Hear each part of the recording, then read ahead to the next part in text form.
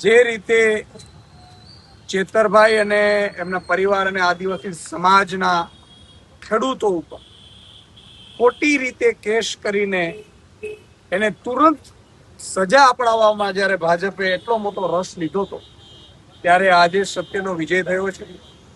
સત્ય પરેશાન થઈ શકે છે, પરાજિત નહીં. આજે માનનીય હાઈકોર્ટ તે ચેતરભાઈના પત્ની સંકુતલાબેન અને બીજા 4 એમ મળીને 5ના જામીન મંજૂર કર્યા છે. આગામી સમયમાં ચેતરભાઈ સહિત જે બાકી રહ્યા છે એમના પણ જામીન મંજૂર થશે, એમને પૂરો વિશ્વાસ છે. આ સમગ્ર કેસ ફરજી બનાવવામાં આવ્યો હતો, ફરજી રીતે જેલમાં નાખવામાં આવ્યા હતા.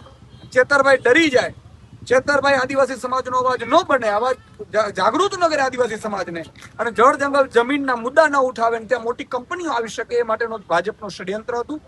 પરંતુ એ ષડયંત્રનું ધ્વસ્ત થયું છે. ચેતરભાઈ વસાવા મજબૂતાઈથી ઉભા રહ્યા છે, આદિવાસી સમાજ સાથે ઉભા રહ્યા છે અને એમણે સંઘર્ષ કર્યો છે. આદિવાસી સમાજ માટે 1 વાર જેલમાં ગયા, 2 વાર ગયા, 3 વાર ગયા, એમના પરિવાર પણ ગયા.